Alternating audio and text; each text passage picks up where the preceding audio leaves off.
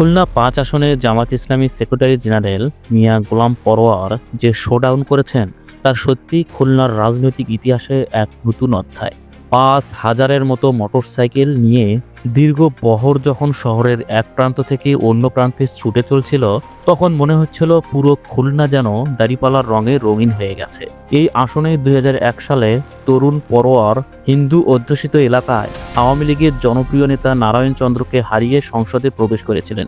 আর এবার তার প্রতিদ্বন্দ্বী হিসেবে বিএনপি মনোনয়ন দিয়েছে হাওয়া ভবনের কুখ্যাত আলী এস গালবি নামের সেই বিতর্কিত নেত্রীকে, যিনি একসময় দল ছেড়ে বিদেশ চলে গিয়ে ঘোষণা দিয়েছিলেন আর কখনো রাজনীতি করবেন না। স্থানীয়রা তাই বলছেন, ভোটের মাঠে জনগণ এবার তার হঠাৎ ফিরে আসার আবদার ব্যালটে ভালোভাবেই বুঝিয়ে দেবে।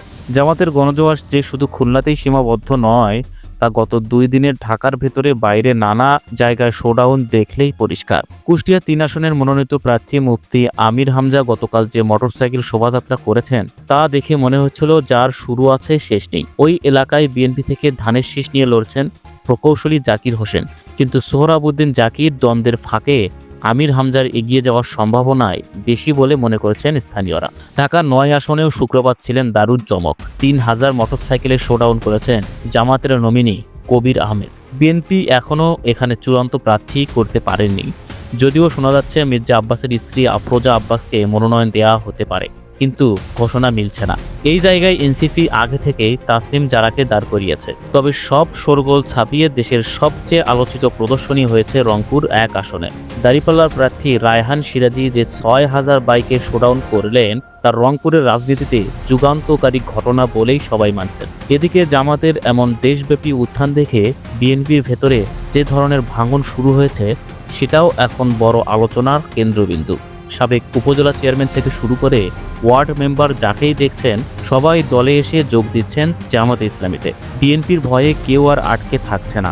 চুয়াডাঙ্গা গতকাল ছিল আলোচনায়, আজ কিশোরগঞ্জ, কাল চাপাই, কোথাও থামছে না। বিএনপি ছাড়ার স্রোত, হুমকি ধামকি, মিথ্যা মামলা, দলীয় চাপ, কিছু দিয়েই বিএনপি আর নিজেদের কর্মীদের ধরে রাখতে পারছে না। এই যে বিএনপি ছেড়ে যাওয়া, এটা হঠাৎ কোনো আবেগ নয়। এর মূল কারণ হলো বিএনপি নিজেদেরই আওয়ামী রূপে রূপান্তরিত করা এবং যে কোনো সত্যিকারের সংস্কারের বিরুদ্ধে তাদের ভয়াবহ অনীহা। অনেকে বলছেন, যেভাবে নেতাকর্মীরা পালিয়ে যাচ্ছেন তাতে ভবিষ্যতে হয়তো বিএনপি নামের দলটি আর মাঠে লোক খুঁজে পাবে না। কারণ আজকের বিএনপি আর শহীদ জিয়ার বিএনপি নয়, এটা হয়ে গেছে আওয়ামী বিএনপি। আলুকাণ্ডে যাদের দুর্নীতির তকমা, হঠাৎ তারাই আজ কৃষক প্রেমী সাজতে শুরু করেছে। অথচ তাদের অতীতই বলে দেয় কৃষকের পাশে দাঁড়ানো ছিল তাদের সবচেয়ে দুর্বল জায়গা। চলুন ইতিহাসটা একটু খুলে বলি। ১৯৯৫ সালের মার্চ মাস, বাংলার মাঠে তখন ধানের চারা বাতাসে তুলছে। কৃষকের মুখে স্বপ্ন, এই ধানের ফলেই চলবে সংসার। কিন্তু হঠাৎই সার সংকট, সিন্ডিকেটের দৌরত্ব আর বিএনপির ক্ষমতাবানদের লোভে ৩০০ টাকার সার হয়ে গেল ২,০০০ টাকা, তাও পাওয়া যায় না। সেই সময় গোবিন্দগঞ্জের মহিমাগঞ্জ রেল স্টেশনে শোনা গেল ৩টি ওয়াগন ভর্তি সার এসেছে, ন্যায্য দামে পাওয়া যাবে। হাজার হাজার কৃষক রাতে ভোরে সেখানে লাইন দিল, কিন্তু বেলা বাড়লো, চেয়ারম্যান মেম্বার কেউ এলো না। তারপর হঠাৎ স্টেশন ঘিরে পুলিশের ব্যারিকেড, সার ট্রলিতে তুলে নিয়ে যাওয়া হচ্ছে। গুঞ্জন উঠল বিএনপির প্রভাবশালী ব্যবসায়ীরা বেশি দামে বিক্রি করতে প্রশাসনকে ম্যানেজ করেছে। ক্ষুব্ধ কৃষক বাধা দিলে ম্যাজিস্ট্রেটের নির্দেশে শুরু হলো গুলি। টুকুমিয়া, ফরিদুল, বাদল, মন্টু সহ ১৮ জন কৃষক লুটিয়ে পড়লেন রেল স্টেশনের মাটিতে। হাজারো পরিবারের স্বপ্ন রক্তে রঙিন হয়ে গেল। মন্টু মিয়া চিকিৎসার অভাবে ধুকে মারা গেলেন, আর বিএনপি সরকার কোনো সহায়তাই দেয়নি। অপরাধ একটাই, কৃষকের ন্যায্য মূল্যে সার চাওয়া। বাংলাদেশের ইতিহাসে এ ছিল কৃষক হত্যা নামক এক কালো অধ্যায়, যা আজও দেওয়ালে দেওয়ালে লেখা প্রশ্ন রেখে যায়। কৃষকের রক্তের হিসাব কে দেবে? অথচ আজ সেই তারাই কৃষকপ্রেমী সাজে।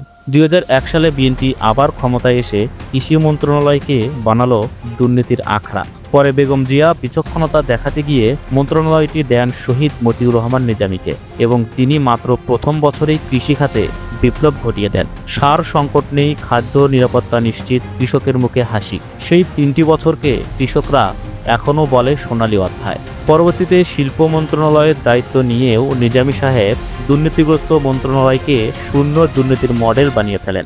নতুন শিল্প চালু হয়, বন্ধ কারখানা আবার চালু হয়। আর আজ সেই জামাতকেই কৃষক শেখাতে চায় বিএনপি, যখন তাদের নিজেদের দলই নিজেদের হাতে শেষ হয়ে যাচ্ছে। এ কারণেই এখন হাজার হাজার নেতাকর্মীর দাঁড়িপাল্লার ছায় এসে আশ্রয় খুঁজছে। মনে হচ্ছে বিএনপি ভেঙে পড়া এখন শুধু সময়ের অপেক্ষা। দর্শক, আপনি কি মনে করেন? আপনার মতামত জানিয়ে দিন কমেন্টে। আর যদি প্রথমবার আমাদের চ্যানেলে এসে থাকেন, সাবস্ক্রাইব করে বেল আইকনটি বাজিয়ে রাখুন। ধন্যবাদ।